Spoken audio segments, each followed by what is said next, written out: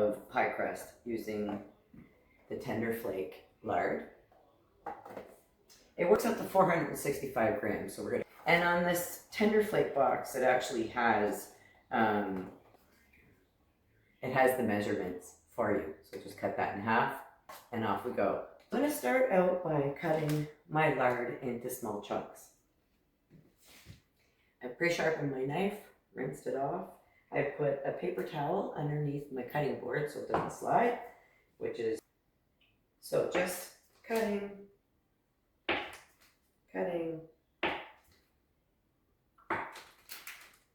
size, and then I'm going to cut it into cubes. Put that right into the bowl. They're about that size. Doesn't have to be perfect. This is creativity and having fun. Now that all the lard is cut up into chunks, as you can see, what I'm going to do is I'm going to be adding 2.5 cups of all-purpose flour. So I like to top it off with a knife. 1, 2.5.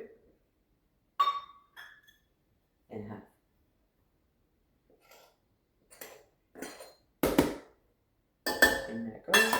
Set that aside. A pastry cutter that I'm going to be using just to get it started, and then we're going to put it into our mixer so it makes it a little bit easier. And what I'm going to do is the lard's in here, 2.5 cups of flour, and I'm just going to push and pull into smaller pieces so that when we do put it into the mixer, it's going to mix it quite well.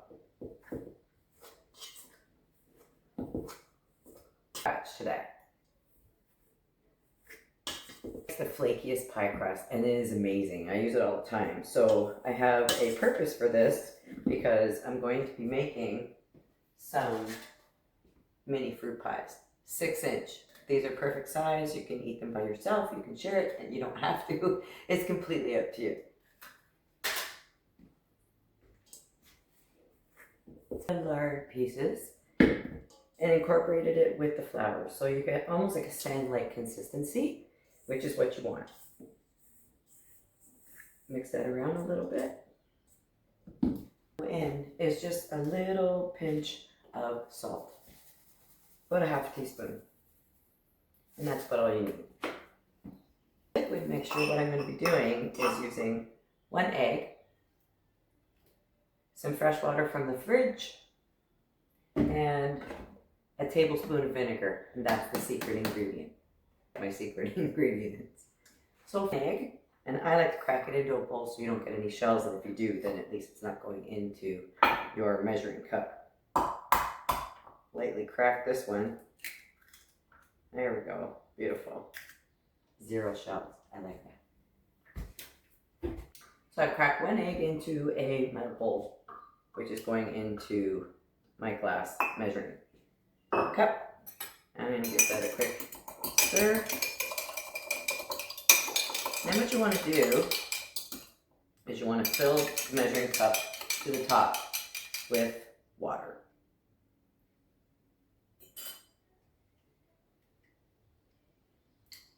So some fresh water from the fridge, 1 cup exactly. Then what we're going to do is we're going to take our vinegar, we're going to take a tablespoon and put our vinegar into our liquid.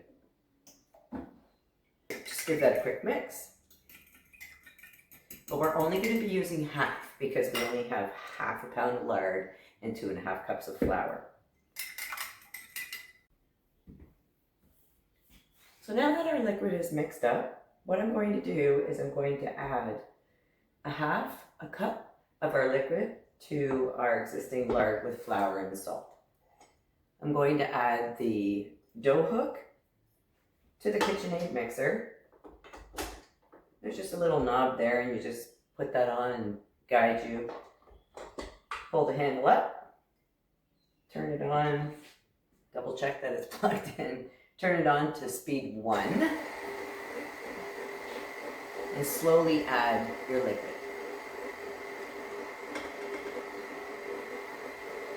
A little bit at a time. It's on speed 1. what we're going to do is add a little bit more liquid. We're almost at the halfway mark. You can see that it's coming together quite nicely. So exciting making dough, I like it. See, it still needs to incorporate together. So I'm going to add a little bit more liquid, but I'm going to use my spatula and just kind of get it off the sides there and the dough hook. Incorporated from the bottom up. And add just a little bit more liquid. That's just under half. So now that everything is incorporated inside the bowl, I'm going to lower it down.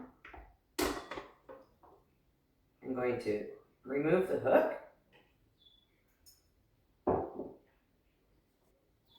That's pretty much where we're at right now. So next step.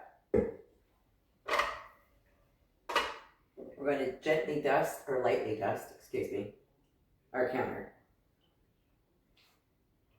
We're going to take our dough out of the bowl. And there's nothing left in there. That's perfect.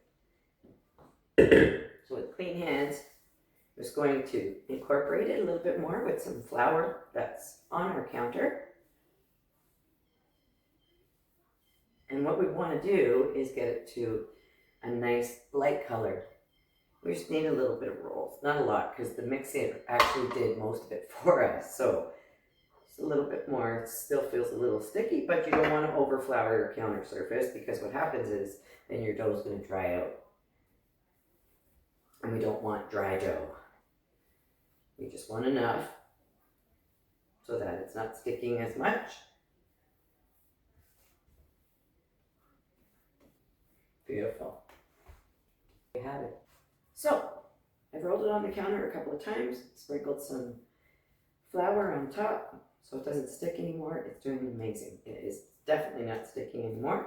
So I'm just going to roll it around in my hands. Cut. That's perfect. Now I'm going to put it in some saran wrap and put it in the fridge. I'm going to weigh my dough out into 4 pieces here. So now that the dough is rolled out, mixed up, and ready to go into the fridge, I'm going to weigh it. You don't have to do this.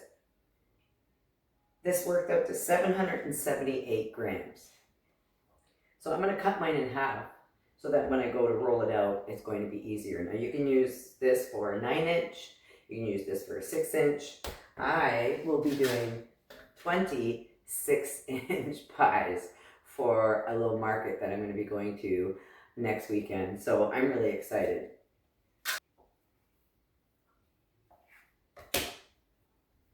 What I'm going to do is take my saran wrap, plastic wrap, whatever we call it, and I'm going to cover that ever so nicely, just like that. You don't need a lot. Squeeze it out so it's a little bit more like a disc. I'm going to do the other one the same, and then I'm going to put it in the fridge. I'm going to give it about an hour to an hour and a half. It's cold. It's so much easier to work with, because right now it's pretty warm from being in the mixer, using my hands. And there you have it. 2 nice discs of pie crust ready to go in my 6-inch pie plates. Video showing how I do my 6-inch pies. That's how you make it, and that's how you roll it. Rockin' and rollin'. I hope you enjoyed my video, and I hope you're having a wonderful day, and thank you for watching, and please like and subscribe, and I'll see you in another video. Have a great day. Thank you.